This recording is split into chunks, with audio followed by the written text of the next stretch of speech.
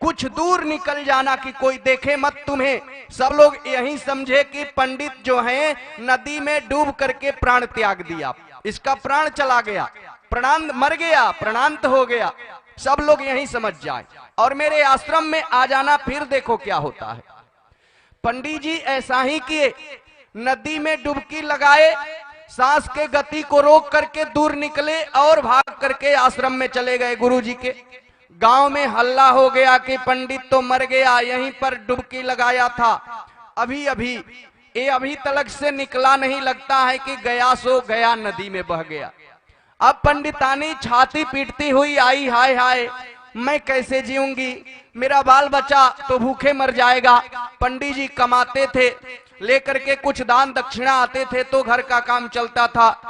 गांव के लोग बहुत सन्यासी गुरु जी के शिष्य लोग थे, कुछ ने कहा कि हम अन्न दे देंगे, कुछ ने कहा हम वस्त्र दे देंगे, हम कुछ द्रव्य दक्षिणा दे देंगे, हम कुछ सीधा बारी दे देंगे।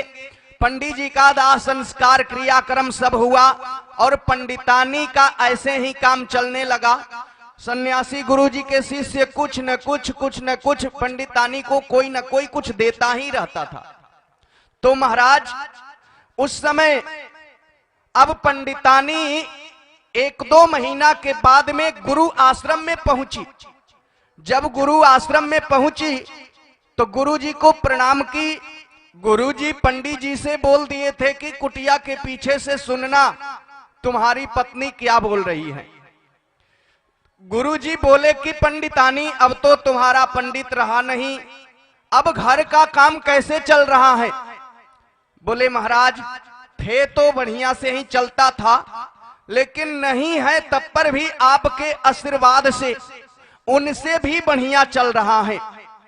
इतना गांव के लोग, आपके शिष्य लोग दान दक्षिणा पहुंचा देते हैं कि अखड़ता नहीं है कि पंडित जी नहीं है, अब उनसे भी बढ़िया चल रहा है।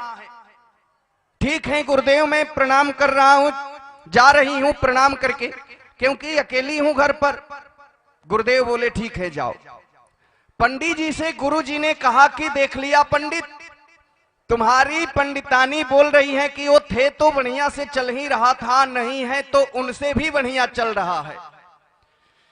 पंडित जी बोले कि ऐसी बात नहीं है गुरुदेव, हमारी पत्नी बहुत मानती है हमको, वो जानेगी ना कि हम जिंदा हैं तो हमसे बहुत प्रेम करती है, लेकिन वो समझती है कि अब इस दुनिया में नहीं है, इसलिए वो ऐसा बोली आपसे। मैं तो घर जाऊंगा। गुरुदेव बोले तो नहीं मानेगा तो रात्रि में तुम जाना। बोले ठीक है। रात्रि में पंडित जी गए, घर का कुंडी खटखटाए, पंडितानी बोली कौन है, तो बोले पंडित जी कि हम तुम्हारा पंडित जी हैं, नहीं पहचान रही हो। पंडितानी बोली भूत वूत बन करके आए हैं क्या, आप तो मर गए थे ना। बोले नहीं नहीं, गुरु जी के आश्रम में मैं अपना परीक्षा देने के लिए गया था, मैं मरा नहीं हूं, जिंदा हूं। तो पंडितानी बोली कि उसी गुरु आश्रम में फिर चले जाइए, क्योंकि जितना ये जजमान लोग कुछ न कुछ मुझे सीधा बारी द्रव्य दक्षिणा पहुंचाते हैं, ये लोग जान जाएंगे कि पंडित अभी जिंदा है तो कुछ नहीं देंगे, कुछ नहीं पहुंचाएंगे। इसलिए आप गुरु के आश्रम में ही जाकर के भजन वहीं पर कीजिए, हमारा घर बढ़िया से चल रहा है। वो पंडित गुरु जी का चरण पकड़ लिया गुरु आश्रम में आकर के और कहा गुरुदेव मैं मान गया कि आत्मनस्तु कामाय सर्वम प्रियम भवति, अपना आत्मा के सुख के लिए एक दूसरा से दुनिया के लोग प्रेम करते हैं, अगर स्वार्थ न हो तो कोई किसी से प्रेम नहीं कर सकता। इसलिए आइए प्रेम से हम लोग प्रेम करने वाला सच्चा तो भगवान ही है, उनसे हमेशा प्रेम बनाए रखो तो कभी दुख आएगा ही नहीं, दुख में भी और सुख में भी। लेकिन दुख में सुमिरन सब करे, सुख में करे न कोई, और जो सुख में सुमिरन करे तो दुख काहे को। सभी लोग प्रेम के साथ में ताली बजाते हुए और बोलेंगे श्री बांके बिहारी जी। सब लोग प्रेम के साथ में बोलेंगे, ताली बजाते हुए सभी लोग आनंद के साथ में। देखिए पीछे में माताएं हैं ना, आप लोग भी प्रेम से जरा ताली बजाइएगा। ताली बजाने से हाथ के भाग्य का रेखा में जो ताला लगा हुआ है ना, वो खुल जाएगा। भाग्य वाली रेखा लंबा होने लगेगा, शनि वाला रेखा जो है छोटा होने लगेगा। तो सभी लोग अभी नहीं, ऐसे ताली मत बजाइए, जब कीर्तन गवा रहे हैं ना तब बजाइएगा। और प्रेम के साथ में ऐसा समझे कि हम कथा में बैठ करके भगवान को याद स्मरण करके ही ताली बजाया जाता है। तो सभी लोग प्रेम के साथ में ताली बजाएंगे, उसके बाद कथा के तरफ में लेकर के चलेंगे सभी लोग। ब्रज के नंद लाला राधा जू की सांवरिया, सब दुख दूर हुए जब तेरो नाम लिया। ओ बोलो ब्रज के नंद लाला राधा जू की सांवरिया, सब दुख दूर हुए जब तेरो नाम लिया। बोलो ब्रज के नंद लाला राधा जू की सांवरिया,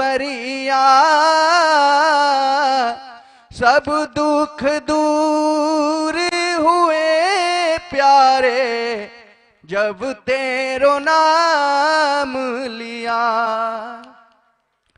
जब तेरो गोकुल में आई विपदा भारी ओ प्यारे, जब तेरो गोकुल में आई विपदा भारी, एक इशारे से सारी विपदा टली ओ प्यारे, एक इशारे से सारी विपदा टली। कि झुक गया गोवर्धन, झुक गया गोवर्धन, जिधर मुख मोड़ लिया, सब दुख दूर हुए जब तेरो नाम लिया। ब्रज के नंद लाला राधा जू की सांवरिया, सब दुख दूर हुए जब तेरो नाम लिया। मीरा पुकार रही गिरिधर गोपाला प्यारे, मीरा पुकार रही गिरिधर गोपाला। ढक गया अमृत से विष का भरा प्याला ओ प्यारे, ढक गया अमृत से विष का भरा प्याला। कि कौन मिटा उसे, कौन मिटा उसे,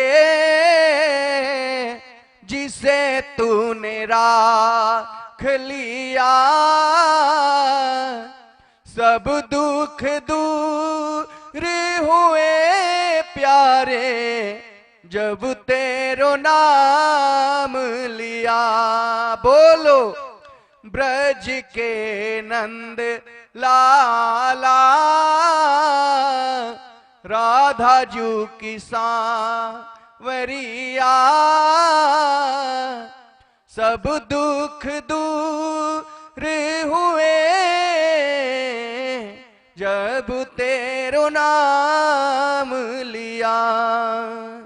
श्रद्धा और विश्वास से बोलिए श्री बाल कृष्ण लाल की, श्रीमद् भागवत महापुराण की, श्री सुखदेव जी महाराज की, श्री राजा परीक्षित जी महाराज के, परम पूज्य पाद श्री रामानुजाचार्य स्वामी जी महाराज के, परम पूज्य पाद श्री त्रिदंडी स्वामी जी महाराज के, परम पूज्य पाद श्री जीयर स्वामी जी महाराज की। आए हम सब परम बड़भागी हैं जो कि जीवन का परम लाभ, परम आनंद, परम धर्म करने के लिए इस कथा पंडाल में उपस्थित हुए हैं। पूज्य श्री जीयर स्वामी जी के छत्र छाया में, सानिध्य में हम लोगों पर खूब कृपा बरस रहा है स्वामी जी का। तो इसलिए मैं कल आप लोगों को श्रीमद् भागवत महापुराण के माध्यम से कथा श्रवण करा रहा था कि नवमी शारण्य के पावन तीर्थ स्थल पर सूत जी महाराज इस कथा को शौनकादि ऋषियों को श्रवण करा रहे हैं और कहते हैं कि ऋषियों, ये श्रीमद् भागवत महापुराण का कथा साप्ताहिक विधि से नारद जी को शौनकादि ऋषि श्रवण कराए। हरिद्वार के गंगा तट से साप्ताहिक विधि से कथा प्रारंभ हुई। उस कथा के प्रभाव से, श्रीमद् भागवत के कथा के प्रभाव से बोले भक्ति श्रुतौ तौ तरुणौ गृहीत्वा प्रेमैक रूपा सहसा विरासित, श्री कृष्ण गोविंद हरे मुरारे, हे नाथेति नामानि मुहुर्वदन्ति। भागवत जी के कथा के प्रभाव से नारद जी कहते हैं कि ये मैंने प्रत्यक्ष अपने आंखों से देखा कि भक्ति मैया ज्ञान वैराग्य के साथ नवज्योति हो गई, अपने पुत्र के साथ स्वस्थ हो गई। लेकिन नारद जी कहते हैं शौनक ऋषि से कि महाराज, इस संसार में, इस दुनिया में बड़ा से बड़ा पापी पड़े हुए हैं। क्या श्रीमद् भागवत का कथा सुन करके पापियों का भी पाप कट सकता है? यदि कट सकता है तो कौन कौन सा पापी का पाप कट सकता है, मुझे बतलाइए। तो शौनकादि ऋषि कहते हैं कि नारद, ये बात तो खत्म करो कि कौन कौन सा पाप कट सकता है श्रीमद् भागवत कथा श्रवण से। ए मानवाह पाप कृतस्तु सर्वदा, जिसने जीवन पर्यंत केवल पाप ही पाप किया हो, पुण्य किया ही नहीं जीवन में, वो भी व्यक्ति अगर भागवत कथा साप्ताहिक विधि से श्रवण कर लेता है बैठ करके, तो उसका पाप कट जाता है और मोक्ष का प्राप्ति होता है।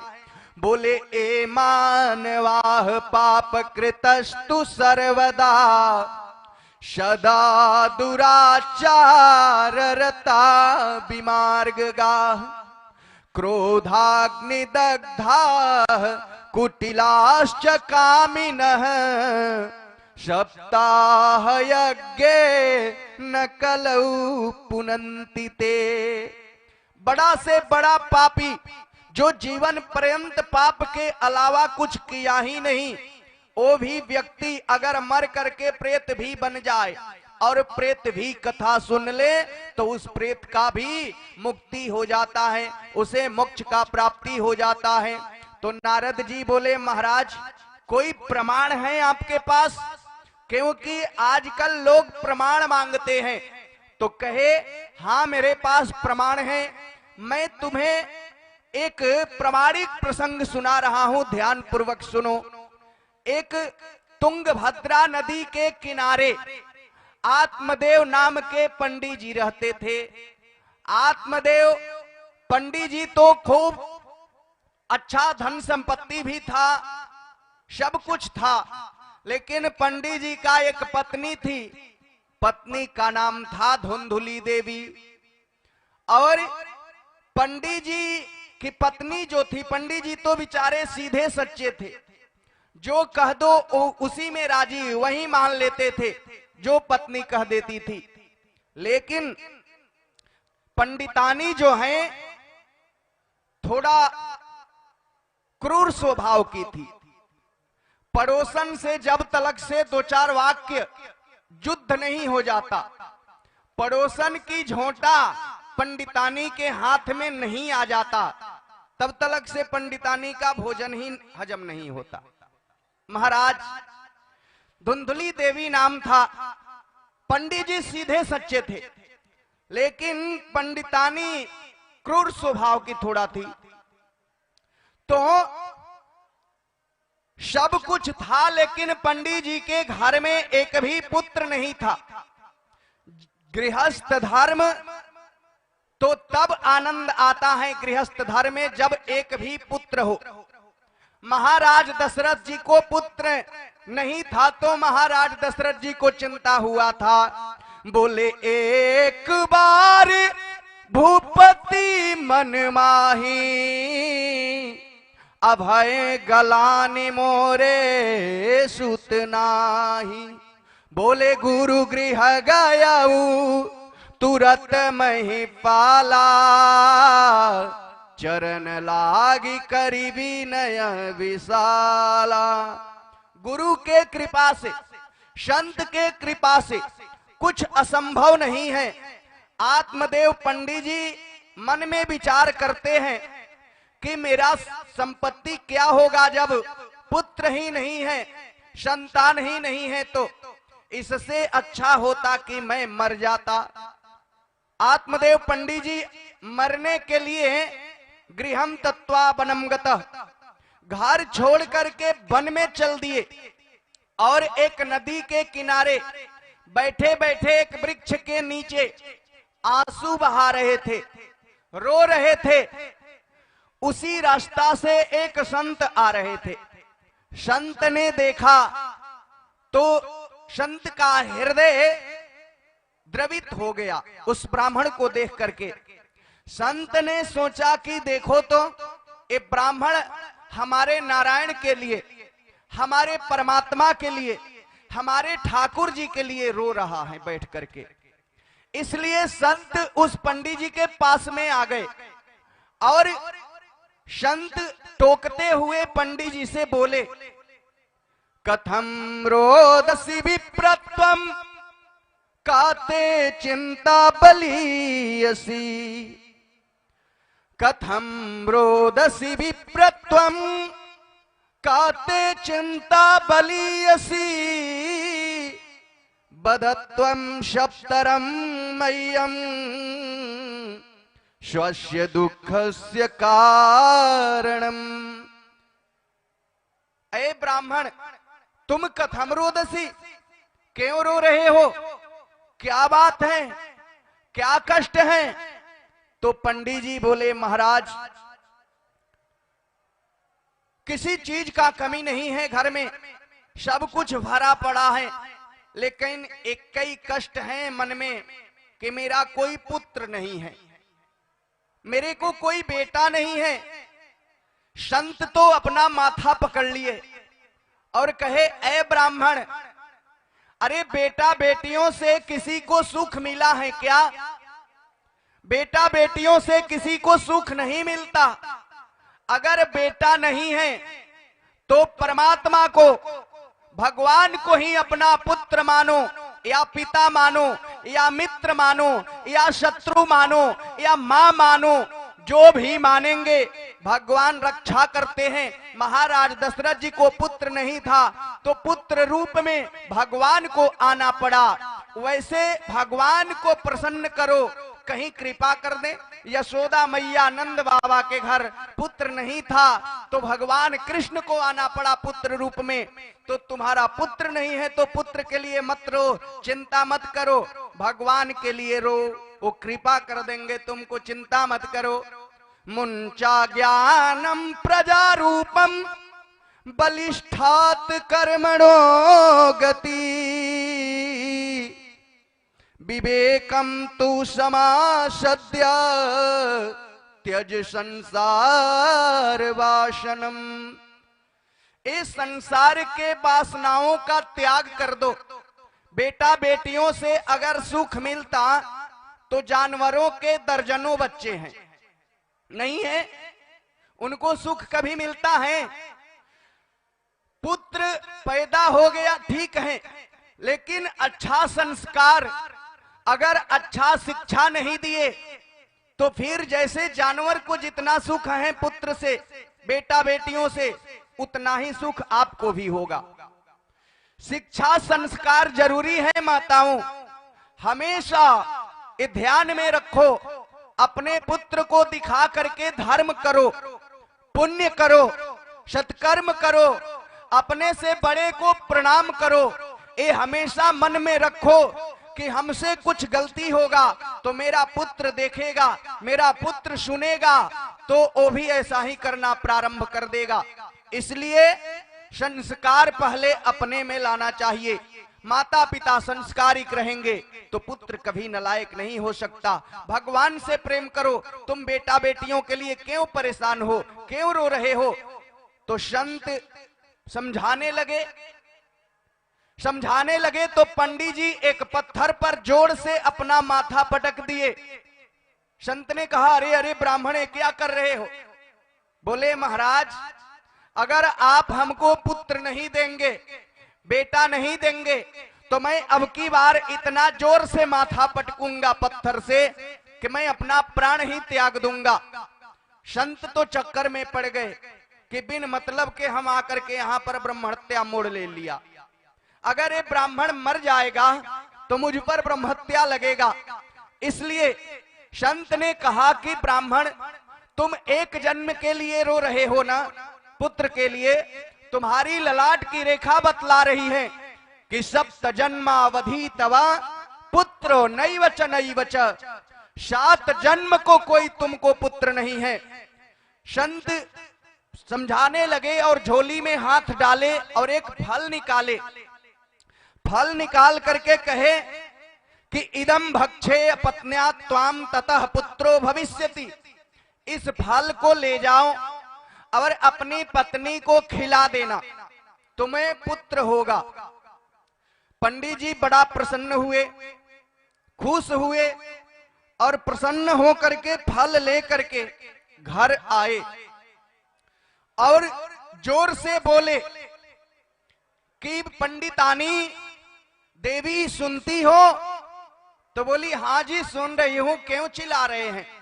पंडित जी बोले कि आज मैं तुम्हारे लिए एक ऐसा वस्तु, ऐसा चीज लेकर के आया हूं जो जीवन में तुम कभी देखी नहीं होगी। बोली कि कौन सा चीज लाए हैं महाराज? दौड़ करके बाहर निकली। पंडितानी बोली, क्या लाए हैं, दिखलाइए। तो पंडित जी ऐसे पीछे से हाथ करते हुए फल लेकर के बोले, देखो कभी देखी हो तुम ऐसा फल? तो पंडितानी माथा पकड़ ली कि हे भगवान, कितना बाजार से फल मंगा करके खा गई और ये एक फल दिखा रहे हैं हमको, क्या कभी जीवन में ऐसा फल नहीं देखी? पंडित जी बोले, देवी जी ये ऐसा वैसा फल नहीं है, एक बहुत बड़ा सिद्ध महात्मा हमें दिया है और महात्मा जी ने बोले हैं, संत ने कहा है कि इस फल को अपना पत्नी को खिला देना, तुम्हें पुत्र होगा। इससे खा लो, प्रेम से पालो। पंडितानी मन में सोच रही है कि हे भगवान, ये तो सीधे सच्चे हैं, किसी के बातों में आ जाते हैं, किसी के वचन पर विश्वास कर जाते हैं, लेकिन क्या कहें, फल खाने से कहीं बेटा बेटी होता है। मन में तर्क करने लगी, लेकिन पंडित जी से बोली हाँ हाँ रख दीजिए, बाहर में स्नान कर लेती हूँ, तो फिर स्नान करके थोड़ा पूजा पाठ करके मैं पालूंगी। पंडित जी बोले हाँ ध्यान से याद रखना, भूलना मत, पा लेना। हाँ पालूंगी, ठीक है आप तो जाइए। फल रख करके पंडित जी बाहर चले गए और गांव में घूम घूम करके सभी से कह रहे थे कि अब देखना हमारे घर में भी बच्चे का किलकारियां गुंजेगी, अब हमें भी पुत्र होगा। एक बहुत बड़ा सिद्ध महात्मा से मुलाकात हुआ था, भेंट हुआ था, अपना चर्चा गांव में लोगों से सुना रहे थे पंडित जी। तब तलक से पंडित जी के घर एक पड़ोसन आ गई, पंडितानी बैठा ली और बोली सखी बहन देखो ना, ये पंडित जी जो हैं एक फल लेकर के आए हैं, कहते हैं बहुत बड़ा सिद्ध महात्मा दिया है, इस फल को खाओगी तो तुम्हें पुत्र होगा। कहीं फल खाने से पुत्र होता है क्या? पड़ोसन बोली कि भारत भूमि के महात्मा के वाणी में ही, वचन में ही, ब्राह्मणों के संतों के वाणी में ही ताकत होता है, बाणों में नहीं होता। अश्वत्थामा जी ने ब्रह्मास्त्र चलाया उत्तरा के गर्भ पर, लेकिन जो है भगवान कृष्ण निस्तेज करके और लौटा दिए। लेकिन शमीक मुनि का पुत्र श्रृंगी जो श्राप दिया राजा परीक्षित को, तो राजा परीक्षित को जब श्राप दिया तो ब्राह्मण के मुख से निकला हुआ वाणी कभी वापस नहीं आता महाराज, उसका दंड तो भोगना ही पड़ेगा। इसलिए ब्राह्मणों के संतों के वाणी में ही ताकत होता है, बाणों में नहीं होता। भारत भूमि के संत महात्मा एक से एक तपस्वी तेजस्वी होते हैं, खा लो फल है। अरे पुत्र नहीं भी होगा तो संत के वाणी का परीक्षा भी हो जाएगा, और फल है नुकसान तो करेगा नहीं। पड़ोसन बोली खा लो। तो फिर कहती है पड़ोसन से कि हे बहन ये बतलाओ मुझे, अगर मैं फल खा लूंगी तो मैं तो सुनी हूं कि गर्भवती स्त्री जो होती है ना, गर्भवती स्त्री को ज्यादा तेज दौड़ना भी नहीं चाहिए। तो पड़ोसन बोली कि तुम्हें कहां दौड़ में हिस्सा लेना है, घर में रहना है, खा लो। तो फिर कहती है कहीं घर में आग लग जाएगा तो भागना नहीं पड़ेगा क्या, दौड़ना नहीं पड़ेगा? पड़ोसन बोली हे भगवान काहे का अनाप शनाप बोल रही हो, अरे संत दिए हैं फल को खा लो। बोली ठीक है मैं खा लूंगी।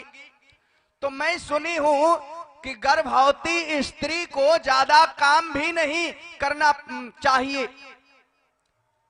तो बोली कि ठीक है तुम 2-4 महीना के लिए अपनी ननद को बुला लेना, 2-4-5-6 महीना के लिए, और उसी से काम करवाना, फिर तुम्हें पुत्र हो जाएगा तो उसे कुछ द्रव्य दे देना।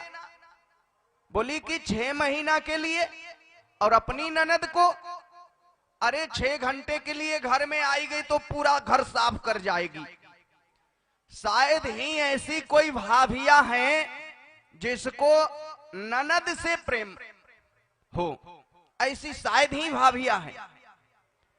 कहती है मैं नहीं बुलाने वाली अपनी ननद को, 6 महीना में पूरा घर साफ कर जाएगी। तो बोली ठीक है ननद को मत बुलाओ, नौकरानी को रख लो और नौकरानी से काम करवाना, फिर उसको द्रव्य दे देना, तुम्हें पुत्र हो जाएगा। तो बोली ये बात सही है, ठीक है, लेकिन बहन मैं तो सुनी हूं कि सुखदेव जी महाराज अपनी मां के गर्भ में 12 वर्ष तक रहे थे। अगर ऐसा समस्या हो जाएगा और सुखदेव जी महाराज को व्यास जी कहते हैं कि बेटा पुत्र सुखदेव तुम्हारी मां को कष्ट हो रहा है, गर्भ से बाहर आओ, तो कहते हैं कि मैं गर्भ से बाहर नहीं आऊंगा।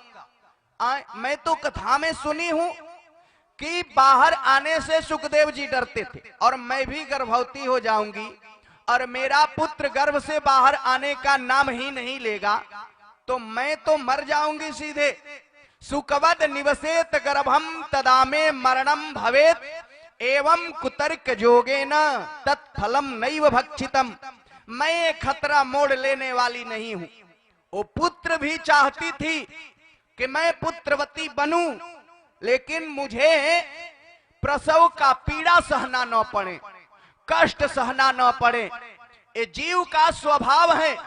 जीव सुख चाहता है, शांति चाहता है, संपत्ति चाहता है, लेकिन ये सोचता है कि हमें दुख और कष्ट सहना न पड़े, ऐसे ही हमें सब कुछ प्राप्त हो जाए। ऐसे प्राप्त होने वाला है, कर्म करना पड़ेगा। कर्म प्रधान विश्व करी राखा, जो जस करे सो तसी फल चाखा। तो महाराज उसी समय उसकी छोटी बहन आ गई धुंधली की। धुंधली की जब छोटी बहन आई तो सारी समस्या छोटी बहन को सुनाई कि देखो मैं पुत्रवती भी होना चाहती हूं, लेकिन प्रसव का पीड़ा सहना नहीं चाहती, कष्ट सहना नहीं चाहती। छोटी बहन बोली इसमें समस्या क्या है बहन, मेरे को पुत्र होने वाला है और जब मेरे को पुत्र होगा तो मैं तुम्हें अपना पुत्र दे दूंगा और तुम पंडित जी से नाटक करती रह कि संत का जो फल है मुझे बड़ा अच्छा है, मैं गर्भवती हूं, मुझे पुत्र होने वाला है। नाटक करती रह केवल पति देव से। तो पंडितानी तो नाटक करने में जो है निपुण थी, एक नंबर में। पंडित जी को समझाती रहती थी, देखिए जी फल जो है ना पंडित जी जो दिए थे महात्मा जी बहुत अच्छा है ना। और पंडितानी से बहन उसकी बोली कि ये जो फल संत दिए हैं इस फल को तू अपनी गैया को खिला दे, बछिया को। एक गैया को भी तो कोई बछड़ा नहीं हो रहा है, कितना दिन से बांधी पड़ी है ऐसे ही बाज। संत का परीक्षा भी हो जाएगा कि संत के वाणी में अगर ताकत है तो गैया को जरूर बछड़ा होगा और हमें पुत्र होगा सो तुम्हें दे दूंगा। उस संत जो फल दिए थे उस फल को गैया को खिला दिया गया, गैया खा गई और अपने पंडित जी से नाटक करती रही कि मुझे पुत्र होने वाला है। पंडित जी सीधे सच्चे विचारे। जब धुंधली के छोटी बहन को पुत्र हुआ तो अपना पुत्र उसे दे दी, पंडित जी को बतलाई। पंडित जी बड़ा ही पुत्र जन्म उत्सव धूमधाम से मनाए कि मुझे पुत्र हो गया। और ठीक 3 महीना बाद उस गाय को जो फल खिलाई थी संत का दिया हुआ फल, उस गाय के भी एक बच्चा हुआ, एक पुत्र हुआ। साधेनु सुसवेर भकह। लेकिन वो पुत्र कैसा हुआ तो कहे सर्वांग सुंदरम दिव्यम निर्मलम कनक प्रभम। सारा सर्वांग दिव्य सुंदर और निर्मल था, मनुष्य जैसा सारा अंग था उस गाय के पुत्र का, लेकिन कान ही केवल गाय जैसा था, बड़ा बड़ा कान था, गाय जैसा बड़ा बड़ा दोनों कान गाय का जो पुत्र हुआ। लेकिन सारा अंग दिव्य और निर्मल, सर्वांग सुंदरम दिव्यम निर्मलम कनक प्रभम। सारा गांव एकत्रित हो गया उस गाय के पुत्र को देखने के लिए। भाग्योदयो धुना जाता आत्मदेवस्य पश्यत धेन्वा बाल प्रसूतस्तु देवरूपेति कौतुकम। कहते हैं सब गांव वाले इकट्ठे होकर के, धन्य है पंडित जी, धन्य है आत्मदेव पंडित जी। अरे आपके घर तो एक भी पुत्र नहीं था, लेकिन परमात्मा भी जब देते हैं तो छप्पड़ फाड़ करके देते हैं। देखिए तो आपके घर में जो है दो दो पुत्र हो गया, गैया को भी पुत्र ही हुआ है आपके गैया को। सज्जनों, बड़ी भारी जन्म उत्सव पंडित जी मनाए और पंडित जी नामकरण करने के लिए खड़े हुए कि मैं अपना पुत्रों का नामकरण करूंगा। तो धुंधुली देवी पहले खड़ी हो गई पंडितानी, बोली देखिए जी 9 महीना कष्ट मैं सह करके और अपने बच्चे को जन्म दी हूं, इसलिए मैं अपना बच्चा का नामकरण करूंगी। पंडित जी बोले ठीक है देवी जी, करो, तुम ही कर दो। तो धुंधली देवी कहती है देखिए पंडित जी, मेरा नाम है धुंधुली, तो मेरा पुत्र का नाम होना चाहिए धुंधुकारी। धुंधुकारी नाम रखी अपने पुत्र का, धुंधुली नाम, जो अपने बहन से पुत्र ले ली थी। लेकिन जो गाय का पुत्र था उसका नाम जो है आत्मदेव पंडित जी रखे गोकर्ण। गोकर्ण और धुंधुकारी 2 भाई था, लेकिन समय बीतता गया। यत कालेन तौ जातौ तरुणौ तनयाविति, यत कालेन तौ जातौ तरुणौ तनयाविति, गोकर्ण है महापंडितो ज्ञानी, धुंधुकारी महाखला। गोकर्ण जो हुए वो महापंडित ज्ञानी हुए, लेकिन धुंधुकारी 1 नंबर का खल हुआ, 1 नंबर का दुष्ट हुआ। ये धुंधुकारी जो है छोटा छोटा बच्चों को पकड़ करके कुआं में डाल देता था, बड़े बुजुर्ग को, बुढ़े को कष्ट देता था, अनाप शनाप बकता था, चोरी करता था, शराब पीता था, यानी इसका प्रवृत्ति दुराचार में, अत्याचार में, पापाचार में बीतने लगा। तो माताजी उस समय गोकर्ण जी महाराज ऐसा महापंडित ज्ञानी हुए कि जिस गली से निकल जाते हैं उस घर के दरवाजे फाटक लोग खोल करके अपना घर से निकल जाते हैं, गलियों में पांव छू करके प्रणाम करते हैं। लेकिन धुंधुकारी जिस गली से निकल जाता है, जिस रास्ता से चल देता है, घर के दरवाजा फाटक लोग बंद कर देते हैं। ऐसा अत्याचारी दुष्ट पैदा हुआ ये धुंधुकारी। देखिए, अपने से बड़ों को प्रणाम करने से, अपने से बड़ों को का आदर करने से 4 चीज मिलता है माताजी, ध्यान रखिएगा। अभिवादनशीलस्य, अभिवादनशीलस्य नित्यं वृद्धोपसेविनः, चत्वारि तस्य वर्धन्ते आयुर्विद्यायशो बलम। अपने से बड़ों का प्रणाम करने से, अपने से बड़ों का सम्मान करने से, अपने से बुढ़े बुजुर्ग हो, पिता के तुल्य हो, कि कोई संत महात्मा हो, कोई विद्वान हो हमसे, तो प्रणाम करने से आयु, विद्या, यश और बल, ये 4 चीज प्राप्त होता है। इसलिए ये शिक्षा हमेशा अपना बच्चों को देना चाहिए।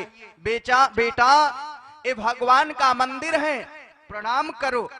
पुत्र ये संत है, महात्मा है, तुम दिखा करके प्रणाम करोगे और बच्चा से भी कहोगे कि बेटा तुम भी प्रणाम करो, पांव छू करके प्रणाम करो, तो फिर तुम्हारा पुत्र भी ये समझेगा धर्म को, संत को, अपने से बड़ों का आदर करेगा।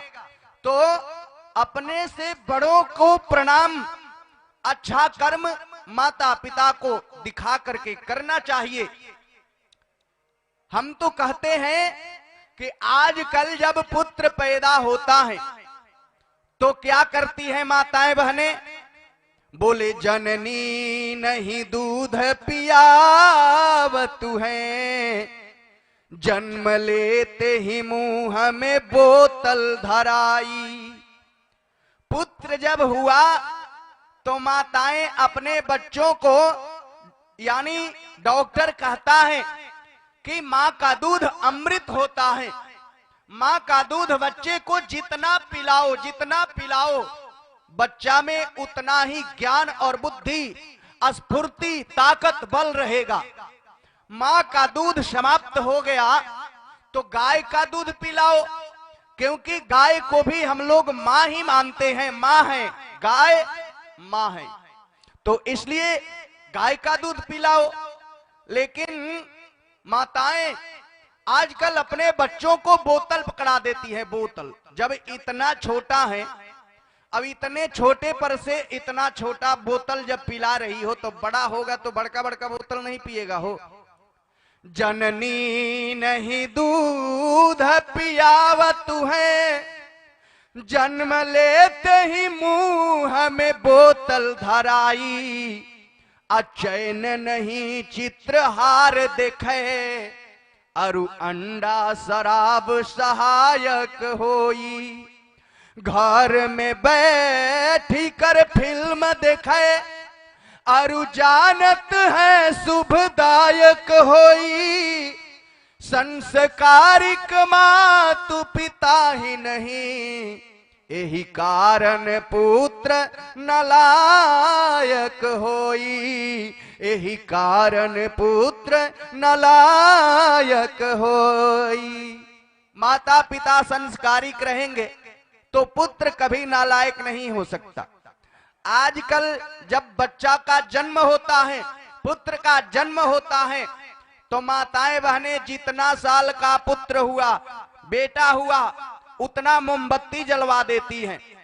हमारे भारतीय संस्कृति में ऐसा है कि दीप दान करो, परमात्मा के सामने, भगवान के लिए घर में दीपक जलाओ, क्योंकि दीपक जलाने वाला पुत्र पैदा हुआ है घर में।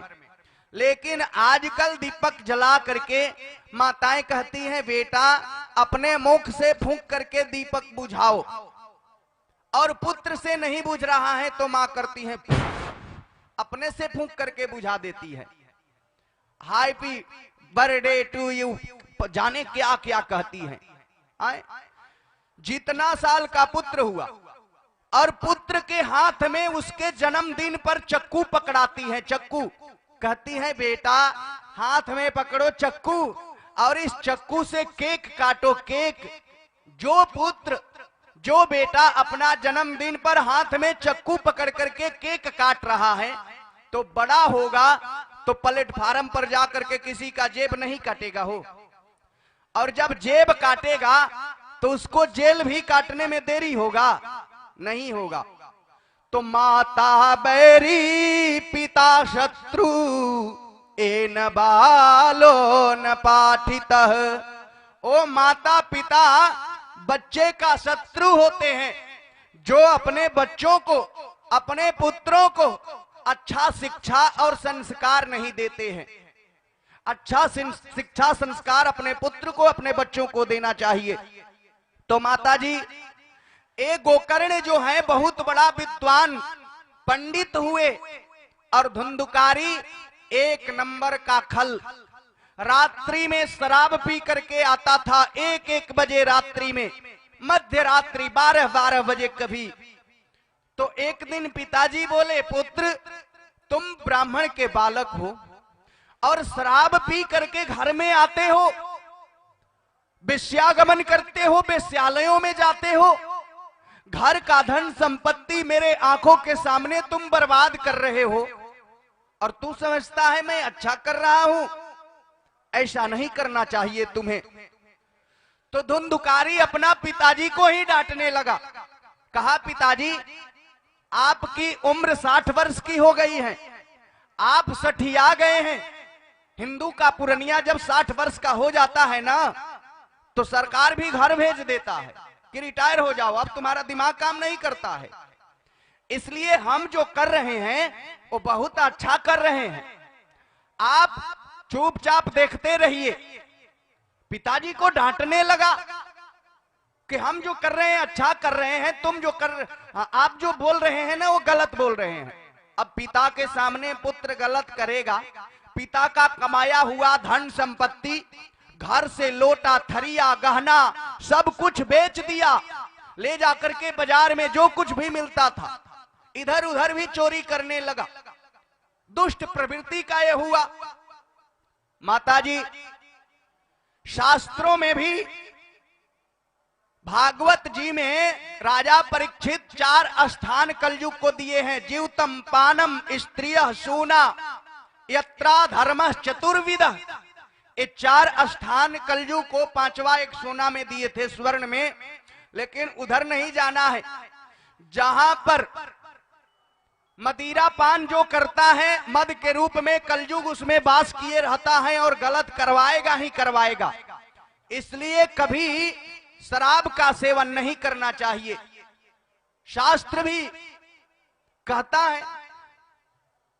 तो महाराज ये धुंधुकारी जो है शराब पी करके रात्रि में आता था, पिताजी को डांटने लगा, पिताजी समझाने लगे तो पिताजी सोचे अब इससे बढ़िया है कि अब घर छोड़ दें और अपना प्राण त्याग दें, मर जाएं हम। एक दिन मरने के लिए जा रहे थे। क्यों? क्योंकि पुत्र नहीं है, बेटा नहीं है, और आज मरने के लिए जा रहे हैं घर छोड़ करके। क्यों? इसलिए कि पुत्र तो है, लेकिन ऐसा पुत्र क्यों है? तो बेटा से, पुत्र से तबे सुख मिलेगा जब संस्कारिक होगा, अच्छा विद्वान पंडित होगा, माता पिता का आदर करने वाला होगा, अपने से बड़ों का आदर करने वाला होगा, तब माता पिता को सुख मिल सकता है। धुंधुकारी जैसा पुत्र से सुख नहीं मिल सकता। इसलिए मैं कहना चाहूंगा कि पुत्र नहीं था तब पर भी दुख कि पुत्र नहीं है, पुत्र हो गया तब पर भी दुख कि ऐसा पुत्र क्यों है। इसलिए इस संसार जो है, दुनिया में किसी को कभी सुख नहीं मिलता। गोकर्ण जी महाराज हाथ पकड़ लिए। पिताजी जब घर छोड़ करके आत्मदेव जी प्राण त्यागने के लिए जाने लगे कि अब जी करके क्या करूंगा, मेरे आंखों के सामने सारा संपत्ति मेरा बर्बाद कर रहा है। तो 2 श्लोकों में बड़ा दिव्य सुंदर उपदेश दिए हैं गोकर्ण जी महाराज अपने पिताजी को। बड़ा सुंदर उपदेश। पिताजी का हाथ पकड़ करके बैठा लिए और गोकर्ण जी महाराज कहते हैं, पिताजी आप क्यों प्राण त्यागने के लिए जा रहे हैं? पिताजी बोले, देखते नहीं हो मेरे आंखों के सामने मेरा कमाया हुआ धन संपत्ति सब बर्बाद कर रहा है धुंधुकारी। तो गोकर्ण जी महाराज बोले, पिताजी इस धन को, इस संपत्ति को, घर को, मकान को, बेटा को, बेटी को आप अपना मानते हैं? अरे पिताजी, आपका शरीर ही अपना नहीं है। ये हाड़ मांस त्वचा से बना हुआ शरीर, हाड़ मांस का पुतला, एक दिन इसे जला दिया जाता है, एक मुट्ठी राख बन जाता है। ये शरीर आपका नहीं है, ये पंचायती धर्मशाला है, 5 तत्वों से बना हुआ शरीर।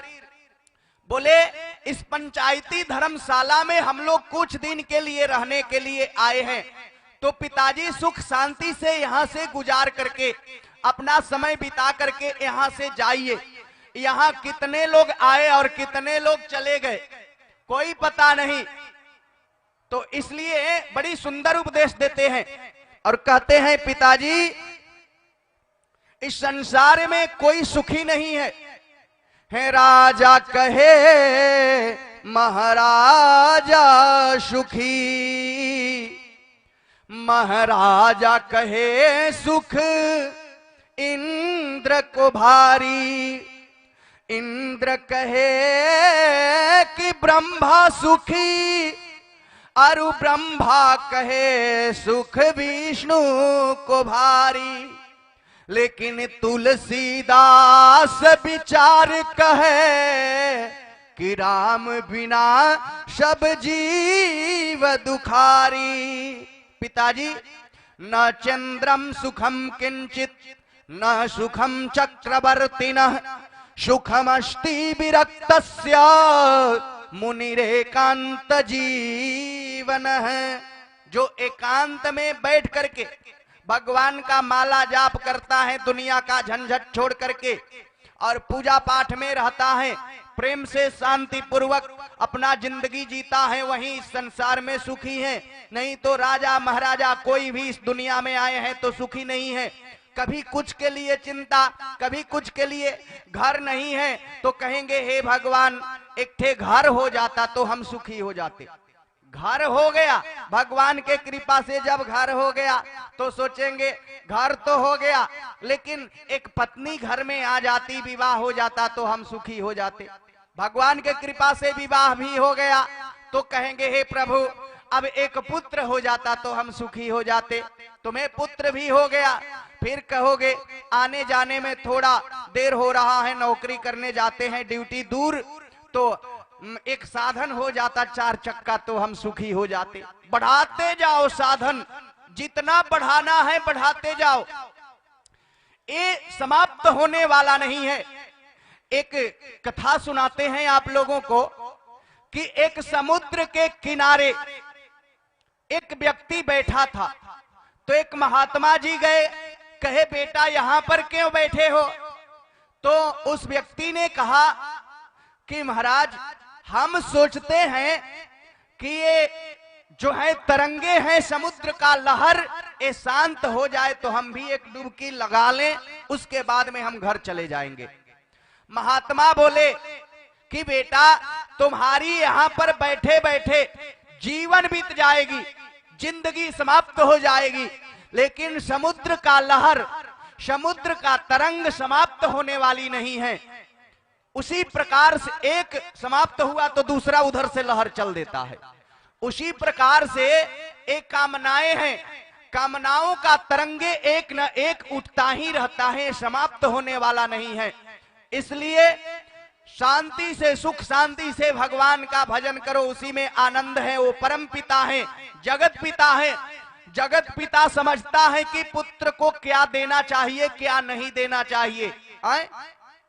अपने पुत्र को हम लोग समझते हैं ना कि क्या देना चाहिए क्या नहीं देना चाहिए, क्या अच्छा है क्या बुरा है, तो जगत का पिता है, 1000 आंख से भी देख रहा है, वो क्या नहीं समझता। इसलिए प्रेम से उनका भजन करो, आवश्यकता के अनुसार तुम्हारा जरूरत को पूरा करेंगे परमात्मा। इस संसार में आए हैं तो गोकर्ण जी महाराज कहते हैं पिताजी देहे स्थिमान सरुधीरे भीमतिम तजत्वम। ए हाड़ मांस का पुतला आए, इसमें हड्डी बिछा दिया गया है, मांस ऊपर से, नीचे में मांस का लो सब है और ऊपर से चमड़ा से मढ़ दिया गया है। बोले देहे स्थिमान सरुधीरे भीमतिम तजत्वम जाया सुतादिषु सदा ममतां विमुंच पश्यानि संजगदितं क्षणभंगुनिष्ठं वैराग्य राग रसिको भव भक्ति निष्ठ।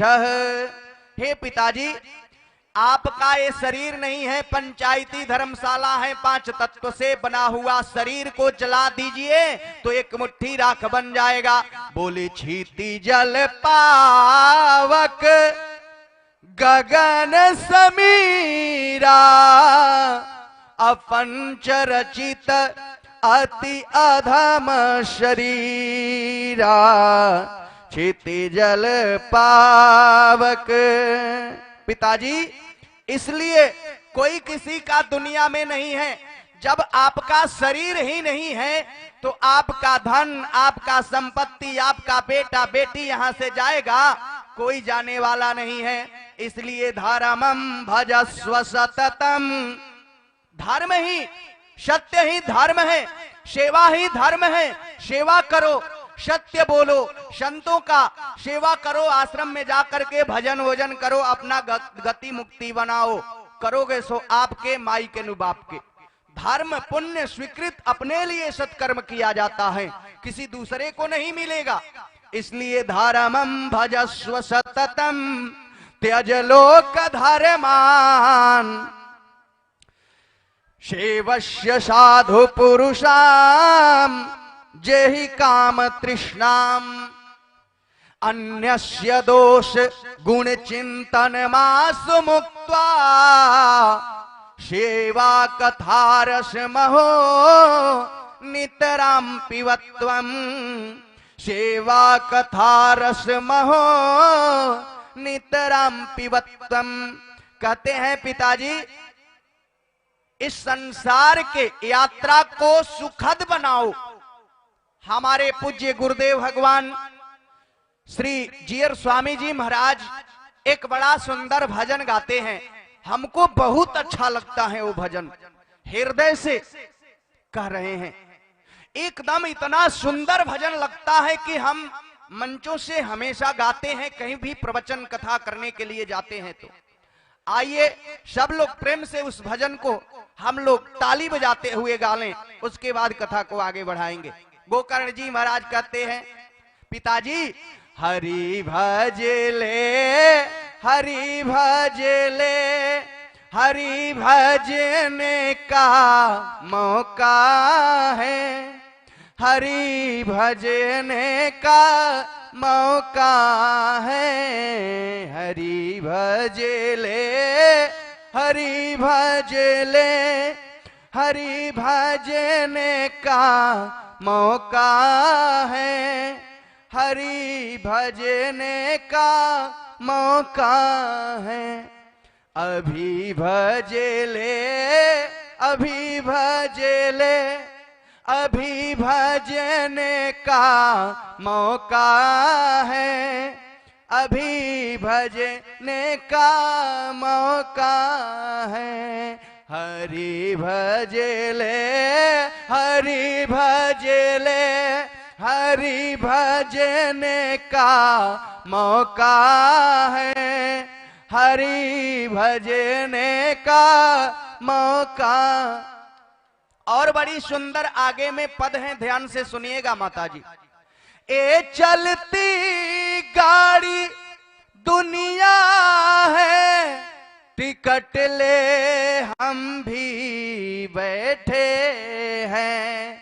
ए चलती गाड़ी दुनिया है, टिकट ले हम भी बैठे। ये दुनिया क्या है? चलती हुई ट्रेन है, गाड़ी है। जैसे कि हम लोग ट्रेन में यात्रा करते हैं तो कोई अनुकूल व्यक्ति सीट के बगल में बैठ जाता है, आपके बगल में, तो सुख शांति से अनुकूल व्यक्ति अगर मिल गया तो सुख शांति से यात्रा कट जाता है। और जहां उतरना होता है अपना अपना स्टेशन पर यात्री उतर जाते हैं। लेकिन कोई प्रतिकूल व्यक्ति मिल जाए, कोई दुष्ट व्यक्ति बगल में बैठ जाए तो यात्रा कटाना मुश्किल हो जाता है कि कहां से आकर के बैठ गया, अब मेरा जो है। उसी प्रकार से ये संसार जो है, यही दुनिया चलती हुई गाड़ी है। अगर आपका बेटा, आपकी बेटी, आपका परिवार, आपका भाई सब अगर अनुकूल मिल गए, अच्छा संस्कार वाला मिल गए तो यात्रा सुख से कट जाता है। लेकिन आपका बेटा बेटी अगर प्रतिकूल हो गए, आपके वचनों को न मानने वाले हो गए तो यात्रा दुखद कटता है। कटता दोनों का है यात्रा। कोई सुख से इस संसार से अपना प्राण का त्याग करके जाता है और कोई दुख से। लेकिन अद्यवाद्य शताम तिर्वा मृत्युर्वै प्राणिनाम ध्रुवः। जो जन्म लिया है उसको मरना है, ये निश्चित है। आज मरे या 100 साल के बाद मरे।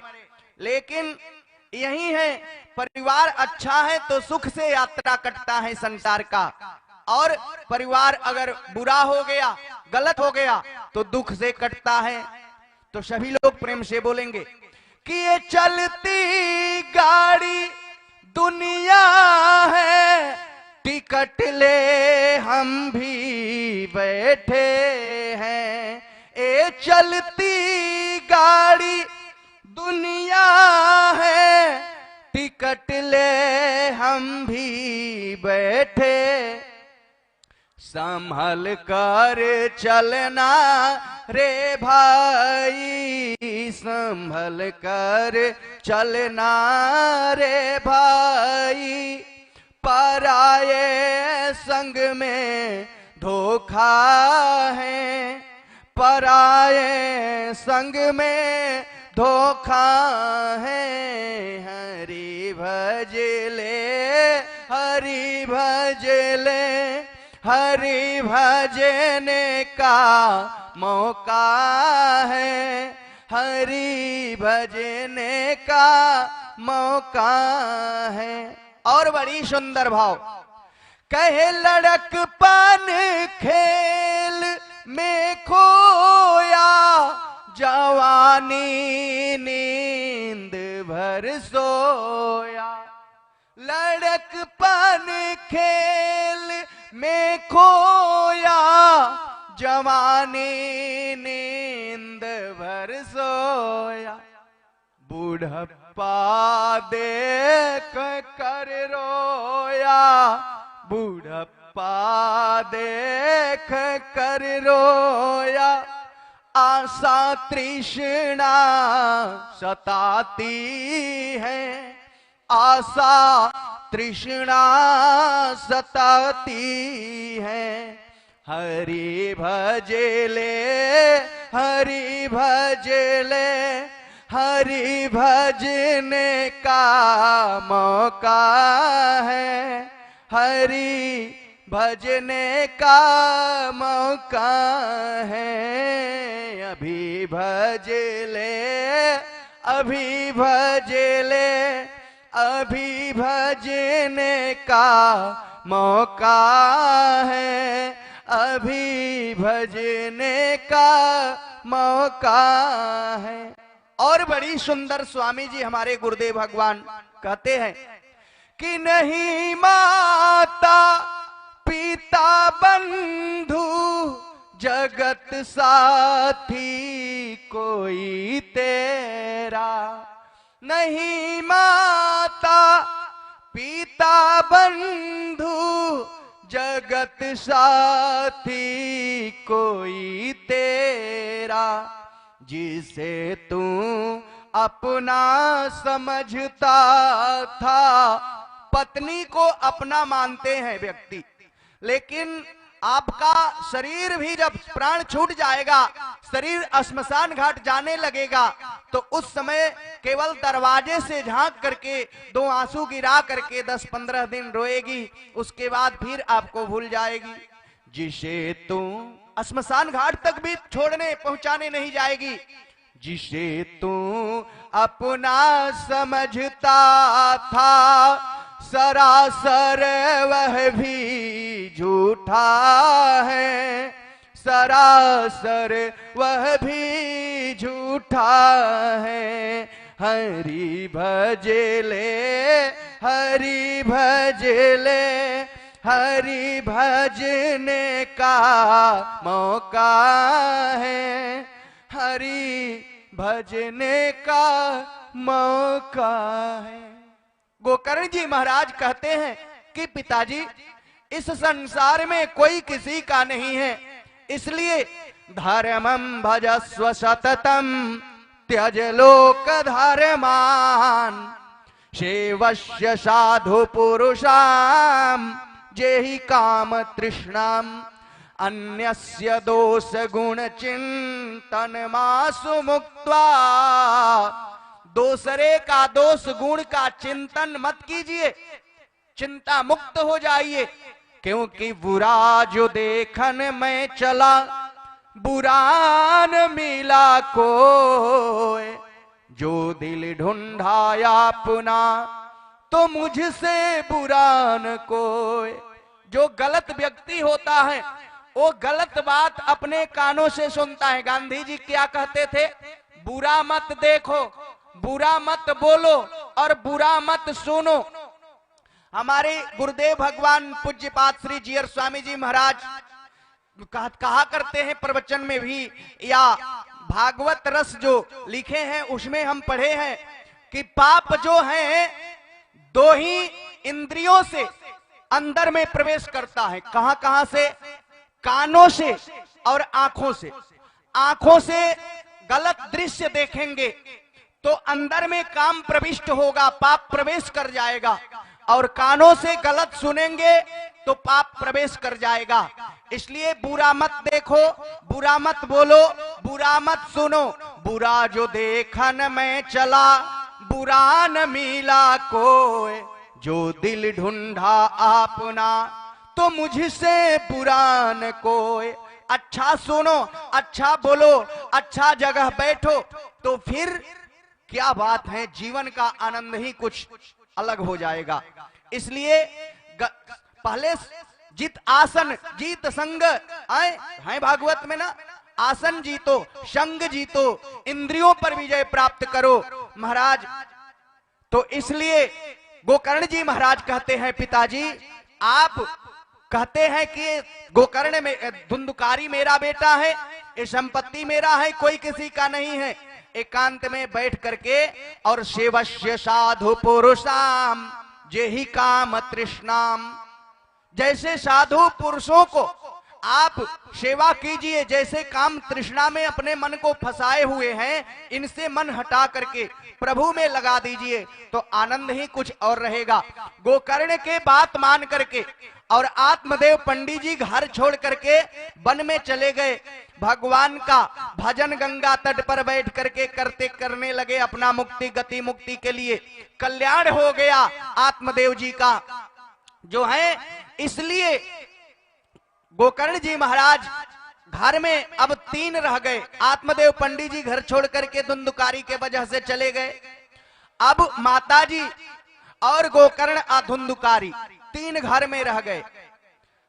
एक दिन मदिरा का, शराब का सेवन करके घर में आया और धुंधुकारी माँ से कहा, माँ पिताजी कहां कहां धन गाड़ करके गए हैं, कहां कहां धन संपत्ति रखे हैं, मुझे बतलाओ। माता जी बोली, बेटा घर में तू बर्तन तक बेच दिया, गहना गुड़िया सब बेच दिया, कुछ है ही नहीं, तो मैं बतलाऊं कहां से। तो जलती हुई लकड़ी ले लिया और कहा, तभी तम तिष्ठति ब्रूहि, अगर तुम नहीं बतलाओगी कि पिताजी कहां कहां धन गाड़ करके गए हैं तो मैं जलती हुई लकड़ी से मारूंगा, जल्दी बतलाओ। तो माता, रात्रि का समय था, घर से बाहर भागी डर से, और घर के बाहर एक कुआं था, उस कुआं में गिर गई और माता जी मर गई। धुंधुकारी के वजह से मां मर गई कुआं में गिर करके, पिताजी घर छोड़ करके चले गए। और गोकर्ण जी महाराज विद्वान थे, पंडित थे, ज्ञानी थे, तो सोचते हैं कि तीसरा में अब हमारा ही नंबर है, इसलिए मरने से पहले घर का त्याग कर देना चाहिए हमको। तो बड़ा विवेक से, बुद्धिमानी से काम लिए। धुंधुकारी से गोकर्ण जी महाराज बोले, भैया हमको तीर्थ यात्रा करने का इच्छा है। अच्छा, धुंधुकारी ने रोका नहीं, कहे कि ठीक है जाओ। तो गोकर्ण जी महाराज तीर्थ यात्रा के बहाना से निकल गए, घर छोड़ दिए। अब घर में धुंधुकारी अकेला रह गया। तो घर में 5 वेश्याओं को ला करके रख दिया। 5 वेश्याओं को घर में ला करके ए धुंधुकारी रख दिया। चोरी करता था, डकैती करता था और धन चुरा करके ला करके इन सबको दिया करता था। एक दिन राजा के घर चोरी किया। राजा के घर से बहुत सा हीरे जवाहरात, सोना चांदी चुरा करके लेकर के आया। वेश्याओं ने कहा, ओहो इतना संपत्ति में तो हम जिंदगी भर राज करूंगी, लेकिन राजा को पता चल जाएगा तो ये धुंधुकारी तो जैबे करेगा, साथ साथ में हम लोग भी जाएंगे जेल में। इसलिए इससे अच्छा है कि आज रात्रि को धुंधुकारी को ही हम लोग मार दें और आपस में ये जितने माल हैं, जितने सब सामान हैं, सब बंटवारा करके पैसे जो सोना चांदी का आपस में लेकर के चले जाएंगे। रात्रि हुआ, 5 वेश्याओं ने मिल करके हाथ पैर बांध करके रस्सियों से उसका नटई दबाने लगी। रस्सियों से उसका नरेटी चीपने लगी। वेश्याएं, मर नहीं रहा था, चिल्ला रहा था। तो आग का गोला जो है उसके मुख में ठूस करके वेश्याओं ने, गणिकाओं ने मार दिया और आंगन में ही, उसी घर के आंगन में गड्ढा खोद करके धुंधुकारी को गाड़ दिया उसी आंगन में। और जितना सोना चांदी था सब आपस में बंटवारा करके ले करके चली गई। महाराज गोकर्ण जी महाराज को जब पता चला तो तीर्थ यात्रा से लौट रहे थे, गया होते हुए आए। गया में धुंधुकारी के नाम से पिंडदान किए। गया में पिंडदान करने से पितरों का जो है मुक्ति होता है। क्यों होता है जानते हैं? इसलिए कि एक कथा है गया पर। गयासुर नाम का एक राक्षस था और गयासुर नाम का राक्षस बहुत बड़ा तपस्वी था। उसके तपस्या से देवता लोग भयभीत रहते थे। तपस्या कर रहा था तो ब्रह्मा जी दर्शन दिए। ब्रह्मा जी जब दर्शन दिए तो वो ब्रह्मा जी से ही कह दिया गयासुर की मांगिए, आपको क्या वरदान चाहिए? तो ब्रह्मा जी ने कहा कि हमें वरदान में यही दो कि तुम्हारे शरीर पर ही हम यज्ञ करना चाहते हैं। अच्छा, यज्ञ करेंगे हमारे शरीर पर, तो क्या करूं?